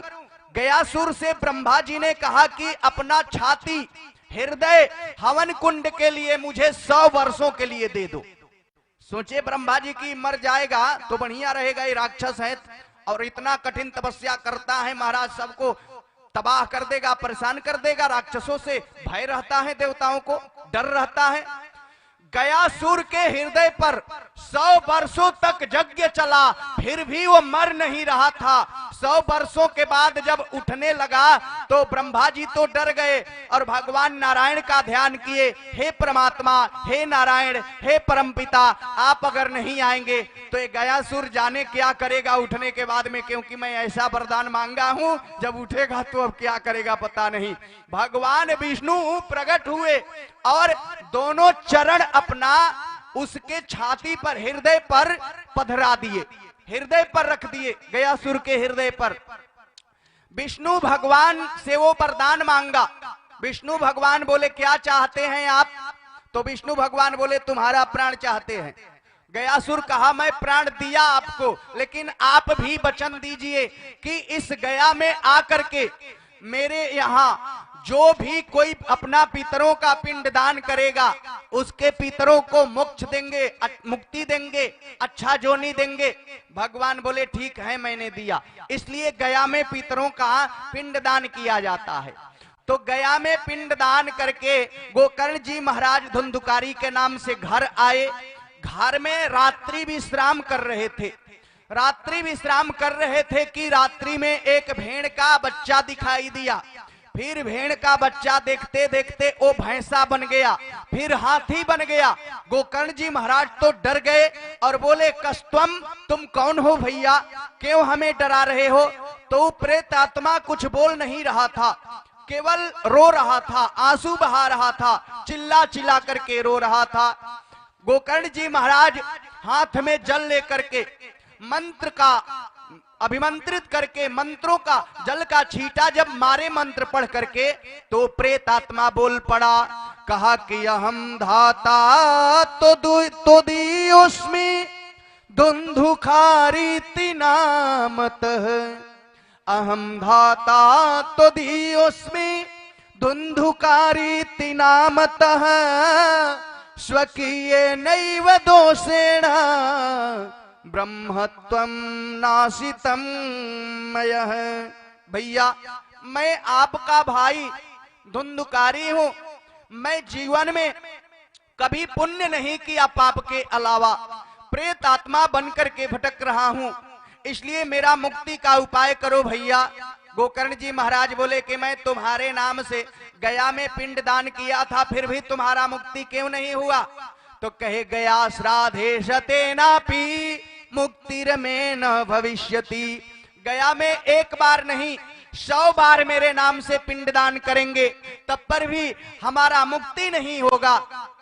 इसलिए कि मैं छोटा मोटा प्रेत पापी नहीं हूं, मैं एक नंबर का प्रेत हूं, इसलिए मेरा मुक्ति का उपाय कीजिए। बोले चिंता मत करो, अभी तुम जाओ अपने जगह पर, स्थान पर, हम सुबह होगा तो हम उपाय करेंगे तुम्हारा। सुबह हुआ, बहुत सा संत से, बहुत सा ब्राह्मणों से परामर्श लिए कि एक नंबर का जो पापी प्रेत आत्मा हो उसका उद्धार का क्या उपाय है। किसी ने नहीं बतला पाया कि गोकर्ण जी महाराज आप इतना बड़े विद्वान, जब आपको पता नहीं है तो फिर हम लोग क्या जानते हैं, हम लोग क्या बतलाएंगे। तो फिर सूर्य भगवान को सुबह में अर्घ दिए, जल दिए। सूर्य भगवान जब जाने लगे तो सूर्य भगवान को ही रोक दिए। एक त्रिकाल संध्या जो ब्राह्मण करता है उसमें शक्ति आ जाता है कि सूर्य भगवान से डायरेक्ट बात कर लें। त्रिकाल संध्या सुबह शाम और दोपहर के जो संध्या बंदन करता है स्नान करके, त्रिकाल संध्या जो करता है उस ब्राह्मण में ताकत आ जाता है सूर्य भगवान से बात करने का, वार्तालाप करने का। सूर्य भगवान को अर्घ दे करके गोकर्ण जी महाराज हाथ जोड़ करके बोले महाराज आपसे एक प्रार्थना है मेरा।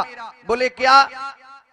बोले कि मेरे को ये बतलाइए, मेरा भाई धुंधुकारी प्रेतात्मा बन करके भटक रहा है, उसका उद्धार का उपाय बतलाइए। बोले चिंता मत करो, अपने भाई को तुम साप्ताहिक विधि से श्रीमद् भागवत महापुराण का कथा श्रवण करा दो, उसका मुक्ति हो जाएगा, वो मोक्ष का प्राप्ति कर जाएगा। प्रिय गोकर्ण चिंता तुम मत करो, श्रीमद् भागवतान मुक्ति सप्ताहम वाचनम कुरु। साप्ताहिक विधि से तुम विद्वान हो गोकर्ण, और अपने भाई धुंधुकारी को कथा श्रवण करा दो भागवत का, उसे मुक्ति मिलेगा, मोक्ष का प्राप्ति होगा। तो गोकर्ण जी महाराज बड़ी धूमधाम से श्रीमद् भागवत कथा का आयोजन किए, और श्रीमद् भागवत कथा का आयोजन करके सारे गांव को आमंत्रण दिए, हाथ जोड़ करके प्रार्थना किए भैया हम श्रीमद् भागवत महापुराण का कथा करने जा रहे हैं, आप हमारे यहाँ आकर के कथा से लाभ उठाइए। तो कोई कोई तो कथा में अनेकन व्यक्ति आते हैं, किसी को कोई काम नहीं है तब पर भी वो सोचता है कि चलो कथा में चल करके समय पास करेंगे, इधर उधर से बैठने से अच्छा है कि वहीं बैठेंगे। तो कोई समय पास करने के लिए, कथा श्रवण करने के लिए आता है, तो कोई सोचता है कि चलो अपना मुक्ति बनाएंगे, मोक्ष का प्राप्ति करेंगे, भगवान से प्रेम करेंगे, अच्छा ज्ञान सीखेंगे, इसलिए कोई भागवत कथा श्रवण करने के लिए आता है। तो माताएं अपना अपना भाव होता है, अलग अलग अनेकन तरीका से व्यक्ति आते हैं भागवत कथा सुनने के लिए। श्रीमद् भागवत कथा का प्रारंभ हुआ, कोई सोचा कि चलो भाई पहली बार गोकर्ण भागवत का कथा वाचन करेगा, कम से कम ये भी तो सुन ले कि वो बोलता कैसे है, पहला बार बोलेगा तो उसका वचन सुने हम लोग। कोई इस भाव से गया, जा करके कथा प्रारंभ हुआ। एक 7 ग्रंथि वाला, 7 पोर वाला बांस गाड़ा गया, उसी बांस में वो प्रेत आत्मा बैठ गया धुंधुकारी, और श्रीमद् भागवत का कथा प्रेम से सुनने लगा, क्योंकि उसे मुक्ति चाहिए था, उसे मोक्ष चाहिए था प्रेत आत्मा से, कि मुझे गति अच्छा मिले जोनी। तो इस सोच करके प्रेम से भागवत कथा श्रवण किया। जब 7 दिन का साप्ताहिक विधि से भागवत कथा प्रारंभ हुआ, एक एक दिन के कथा से एक एक ग्रंथियां चटकती गई, और 7वें दिन के कथा से 7 ग्रंथि चटक गई, और दिव्य निर्मल रूप भगवान के सदृश स्वरूप जो है पकड़ लिया ए धुंधुकारी, मोक्ष हो गया उसका। बोले एवं 7 दिनश्चैव 7 ग्रंथि विभेदनम, 7 ग्रंथि का विभेदन करके फाड़ करके वो प्रेतात्मा निकल गया। कहे दिव्य रूप धरो जात है, दिव्य रूप उसको मिल गया। बोले दिव्य रूप धरो जात है, तुलसी दाम मंडित है, पीतवासा घन श्यामो मुकुटी कुंडलान्वितः। बड़ा ही दिव्य निर्मल रूप मिला उसको, यानी कानों में कुंडल झिलमिलाता हुआ और खूब सुंदर दिव्य निर्मल रूप पकड़ लिया। प्रेतात्मा से मुक्ति मिल गया उसको, क्योंकि भगवान का जो भजन करता है, कथा सुनता है, भगवान अपना सायुज्य मुक्ति प्रदान करते हैं, अपने जैसा शरीर देते हैं, अपने जैसा हाथ देते हैं, अपने जैसा स्वभाव बना देते हैं, उसका मोक्ष का प्राप्ति उसको होता है। तो महाराज वहां पर विमान आया धुंधुकारी को ले जाने के लिए, लेकिन धुंधुकारी के लिए जब विमान आया तो गोकर्ण जी महाराज पूछ दिए कि कथा तो हजारों के संख्या में श्रोताओं ने श्रवण किया, लेकिन विमान केवल ये धुंधुकारी के लिए ही क्यों आया? हजारों विमान इन लोगों को ले जाने के लिए क्यों नहीं आया? तो देवता के पार्षद बोले, श्रवण तुम कृतम सर्वै, श्रवण तू कृतम सर्वै, न कथा मननम कतम। कथा सुनने का भाव अलग अलग तरीका होता है। कोई कथा में सोने के लिए आ जाता है, आते आते सो जाता है, तो कोई अपना मुक्ति पाने के लिए आता है, कोई समय पास करने के लिए आता है। तो जो मुक्ति पाने के लिए कथा प्रेम से श्रवण करेगा, एक एक शब्द पर ध्यान देगा, तब न उसका मुक्ति होगा हो। और उसके लिए न विमान आएगा, विगता मानह विमान। जब अभिमान चला जाए अंदर से, काम क्रोध मद लोभ ईर्ष्या द्वेष छल कपट धोखाधड़ी ये सब समाप्त हो जाए, तब न विमान का इच्छा करेंगे, तब न विमान आएगा। अब अंदर से सोच रहे हैं, अगर विमान भगवान भेज दिए अभी भी, तो कितने लोग बैठने के लिए तैयार होंगे? लोग कहेंगे, हे प्रभु अभी नहीं जाएंगे, अभी बाल बच्चा का शादी विवाह करना है, अभी थोड़ा धन संपत्ति कमल, अभी नहीं जाएंगे। लोग जाने के लिए तैयार नहीं है तो विमान कहां से आएगा?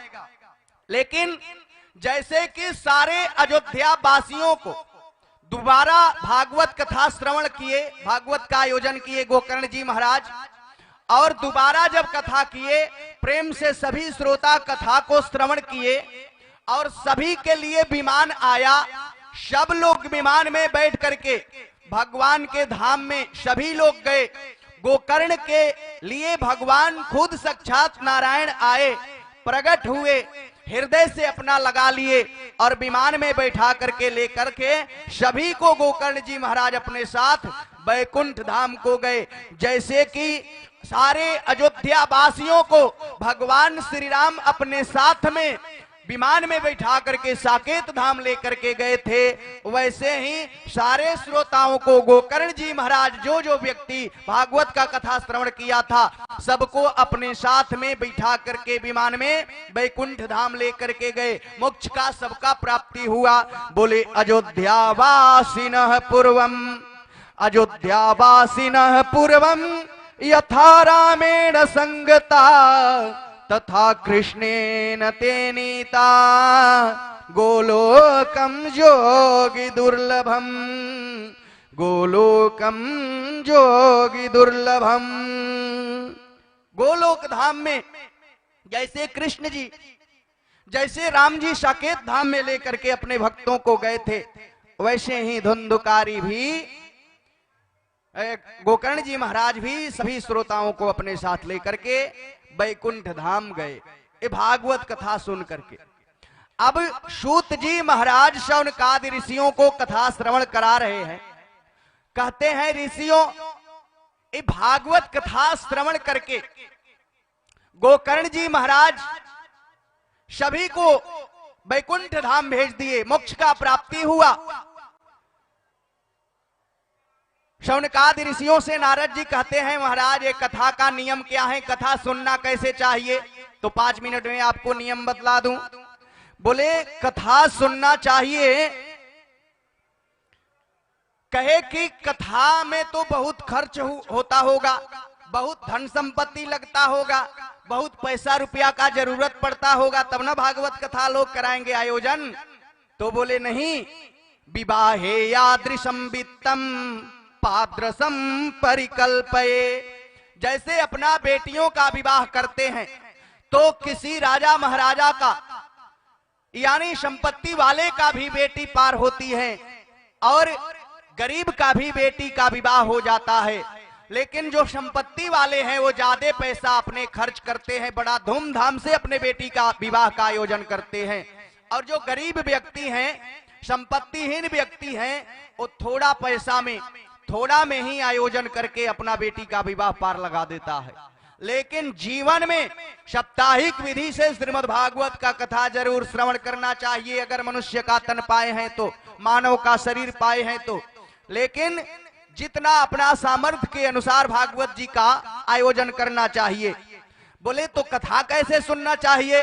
बोले निराहारम, निराहार रह करके कथा सुनो, कोई आहार नहीं। तो नारद जी कहते हैं तब तो हो गई कथा। एक कलयुग के प्राणी निराहार रह करके कुछ खाए पिए, परीक्षित नहीं है कि बिना खाए पिए बैठ करके कथा सुनेंगे। खा पी करके तो सुन ही नहीं रहे हैं, लोग इधर उधर घूम रहे हैं, हम देख रहे हैं ना, इतना इधर उधर बिना मतलब के घूम रहे हैं, कथा पंडाल में नहीं बैठेंगे। तो बतलाइए कि भोजन करके कोई कथा सुनेगा हो? महाराज, भोजन कर लेने से निद्रा महारानी आक्रमण करती है, अन्न का आलस्य हो जाता है। इसलिए बोले कि निराहार रह करके कथा सुनो। अगर निराहार नहीं रह सकते तो कोई बात नहीं, घृत पानम, घी पी लो केवल। बोले घी भी पी करके नहीं सुनेंगे, कितना घी पिएंगे महाराज? तो बोले ठीक है, पयः पानम, दूध पी करके कथा सुनो। बोले दूध भी पी करके अगर नहीं सुन सकते तो फलाहारम, बोले फलाहार पर भी नहीं रह सकते कथा सुन करके तो फूलाहारम, पूरा आहार करके भी कथा सुनो, कोई मना नहीं है। लेकिन भोजनम तू परम मन्ने, भोजनम तू परम मन्ने कथा श्रवण कारकम, नोपवास बर प्रोक्ता कथा विघ्न करो यदि। उपवास इसलिए रह करके कथा सुना जाता है, कुछ भोजन न करके, कि कथा में आलस्य हो जाता है भोजन कर लेने से। लेकिन फूलाहार भी करके कथा सुनो तो कथा फायदा ही करेगा, है ना, आनंद ही आएगा, आपको मोक्ष का प्राप्ति दिलाएगा। लेकिन नियम पूर्वक कथा को सुनो, कि नहीं कि कथा में बैठ गए और सो गए। प्रेम से बोलिए श्रीमद् भागवत महापुराण की। और भागवत कथा सुन करके ब्राह्मण 12 ब्राह्मणों का भोजन जरूर कराओ, कम से कम 12 ब्राह्मण को भोजन कराओ। और ज्यादा से ज्यादा शक्ति के अनुसार जितना हो सके भंडारा कराओ, 1,00,000 2,00,000, जितना आदमी को 1000 2000, जितना आदमी को खिला सकते हो, भंडारा करा सकते हो, खिलाओ। नहीं सकती है तो 12 ब्राह्मणों को केवल जरूर खिलाओ। लेकिन भागवत का कथा जीवन में साप्ताहिक विधि से अवश्य ही सुनना चाहिए और हर एक मनुष्य को सुनना चाहिए। प्रेम से बोलिए श्रीमद् भागवत महापुराण की। तो महाराज, उस समय नारद जी जो हैं, शनकादि ऋषि कथा श्रवण करा रहे हैं कि जब गोकर्ण मोक्ष का प्राप्ति करा दिए धुंधुकारी को, प्रेतात्मा को, धन्य भागवती वार्ता प्रेत पीड़ा विनाशिनी, प्रेत के पीड़ा से, दुख से, कष्ट से ये धुंधुकारी मोक्ष का प्राप्ति किया। तो ये मानव धुंधुकारी, इतना हम लोग तो पापी नहीं है, हम लोग कथा सुनेंगे तो हम लोगों को मोक्ष क्यों नहीं होगा, भगवान का धाम क्यों नहीं मिलेगा? जब प्रेत आत्मा मोक्ष का प्राप्ति कर सकता है तो उस समय सज्जनों धुंधुकारी मोक्ष का प्राप्ति किया।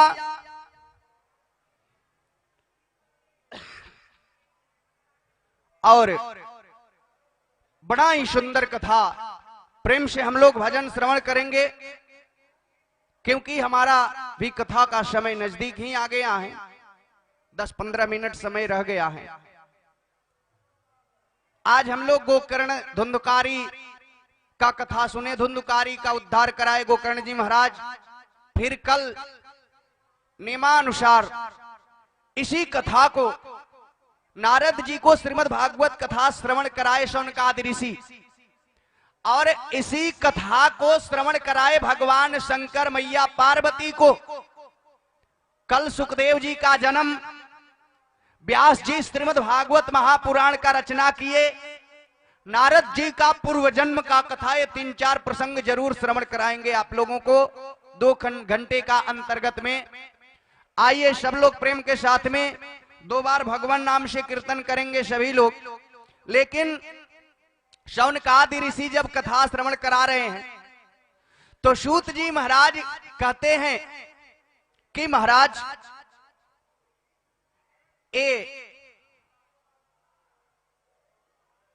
कथा तो नारद जी को शौनकादि ऋषि साप्ताहिक विधि से श्रवण कराए। बोले हाँ, सुखदेव जी महाराज राजा परीक्षित को श्रवण कराए और सुखदेव जी को व्यास जी श्रीमद् भागवत का ज्ञान दिए और नारद जी महाराज व्यास जी को ज्ञान दिए। ब्रह्मा जी ने नारद जी को इसी कथा को सुनाए।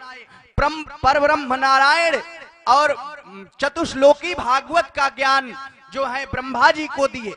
बोले सुखदेव जी महाराज किस परिवार से बिलोंग करते हैं मुझे बतलाइए, किस परिवार के हैं? बोले सुखदेव जी महाराज परब्रह्म नारायण का पुत्र है ब्रह्मा जी और ब्रह्मा जी का पुत्र है वशिष्ठ जी, वशिष्ठ जी का पुत्र है पराशर जी, पराशर जी का बोले वशिष्ठ जी का पुत्र है शक्ति और शक्ति का पुत्र है पराशर और पराशर का पुत्र है व्यास और व्यास जी का पुत्र है सुखदेव जी।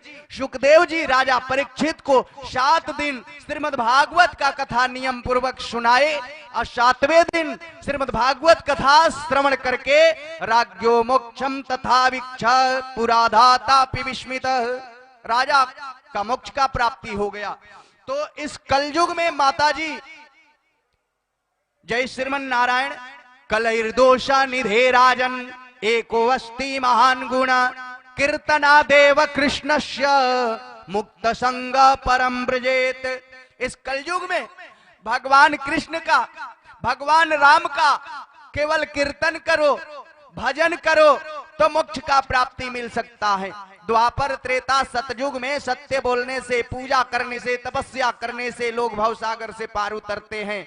लेकिन कल युग समय नहीं आन युग जो नर कर विश्वास, सुमिरि राम गुण गण विमल भवतर भी नहीं प्रयास। कलि युग केवल नाम यधारा, सुमिरि सुमिरि नर उतर पारा। तो सभी लोग प्रेम से ताली बजा करके एक भजन सभी लोग बोलेंगे कि सारी दुनिया है दीवानी राधे रानी आपकी, सारी दुनिया है दीवानी राधे रानी आपकी, सारी दुनिया।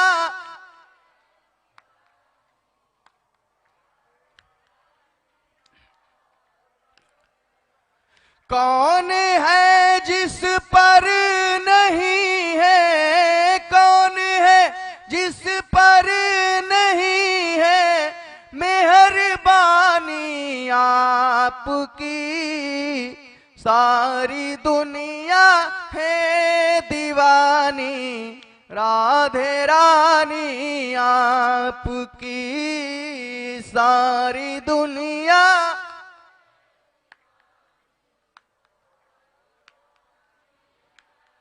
महाराज ठकुरानी है ब्रज की राधे रानी, तो ठाकुर का कृपा चाहिए तो ठकुरानी का नाम जप करना पड़ेगा, कृष्ण का कृपा चाहिए तो राधे का नाम जप करना पड़ेगा। सभी लोग प्रेम से ताली बजा करके प्रेम को ही भक्ति कहते हैं।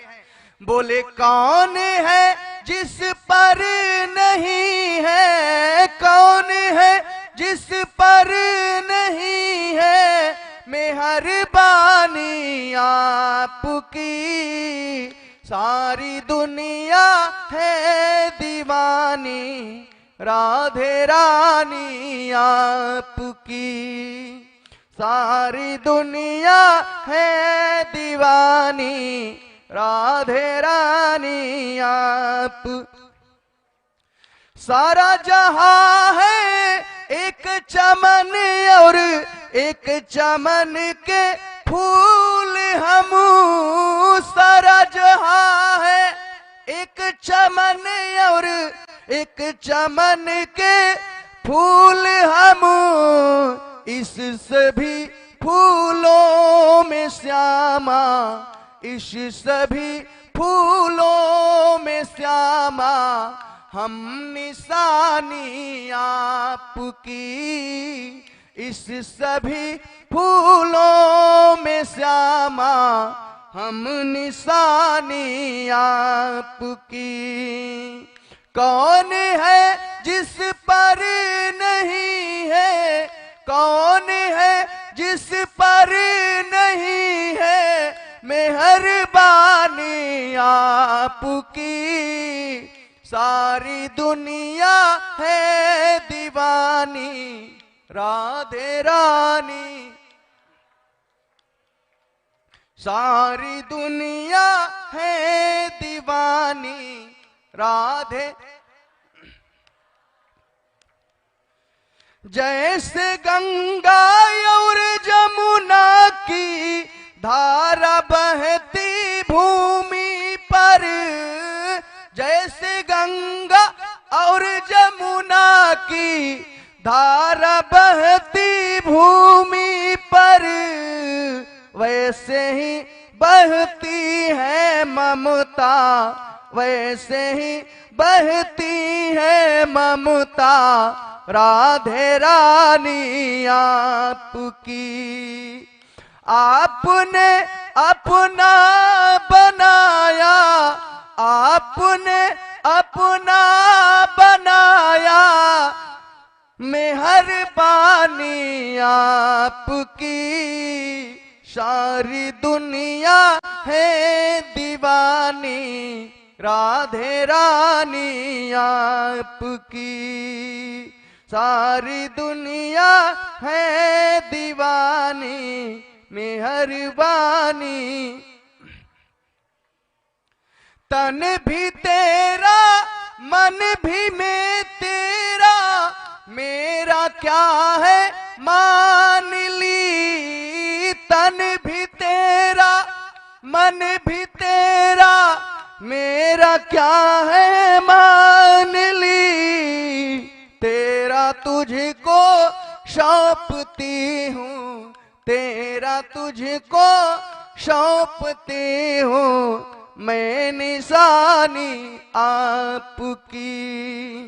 सारी दुनिया है दीवानी, राधे रानी आपकी।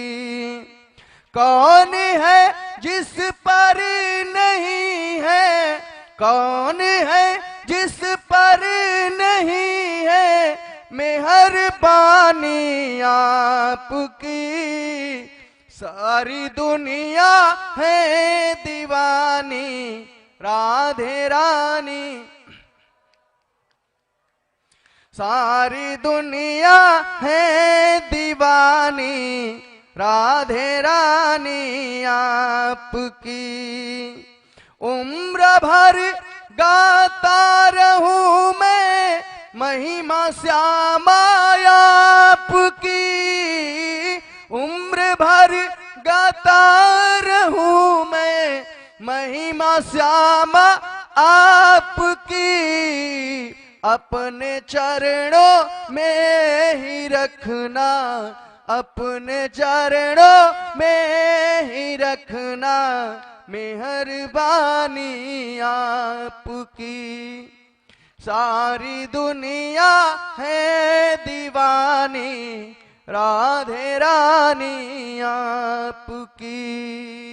कौन है जिस पर नहीं है, कौन है जिस पर नहीं है मेहरबानी आपकी। सारी दुनिया है दीवानी, राधे रानी आपकी। श्रीमन नारायण नारायण नारायण श्रीमन। हो लक्ष्मी नारायण नारायण नारायण लक्ष्मी। माता नारायण नारायण नारायण माता नारायण। पिता नारायण नारायण नारायण पिता नारायण नारायण। यहाँ नारायण नारायण नारायण यहाँ नारायण। वहाँ नारायण नारायण नारायण वहाँ नारायण। जहाँ देखो वहाँ नारायण नारायण जहाँ देखो वहाँ नारायण। गुरुवर नारायण नारायण नारायण गुरुवर नारायण नारायण। श्रीमन नारायण नारायण नारायण श्रीमन नारायण नारायण। प्रेम से बोलिए श्री बाल कृष्ण लाल की। श्रद्धा और विश्वास से बोलिए श्रीमद् भागवत महापुराण की। श्री सुखदेव जी महाराज की। राजा परीक्षित जी महाराज की। गंगा मैया की। परम पूज्य पाद श्री रामानुजाचार्य स्वामी जी महाराज की। परम पूज्य पाद श्री त्रिदंडी स्वामी जी महाराज की। परम पूज्य पाद श्री जीयर स्वामी जी महाराज की। अपने अपने माता पिता की धर्म की अधर्म का प्राणियों में विश्व का गौ हत्या गौ माता की भारत माता की। ओम नमः पार्वती पतये हर हर महादेव। जय श्रीमन नारायण जय श्री सीताराम जय लक्ष्मी नारायण। शांति ही शांति ही शांति ही। फिर कल आप लोग समय से कथा पंडाल में पधारेंगे जो कि बहुत बड़ा से बड़ा विद्वान आप लोगों के समक्ष आए हुए हैं। यहाँ पर स्वामी जी का कृपा हम लोगों पर बरस ही रहा है और भोजन करना है अब भजन करना है। जय भगवान जय श्रीमन नारायण जय ठाकुर जी। जय श्रीमन नारायण। आप सभी श्रीमद् भागवत जी से नारद प्रसंग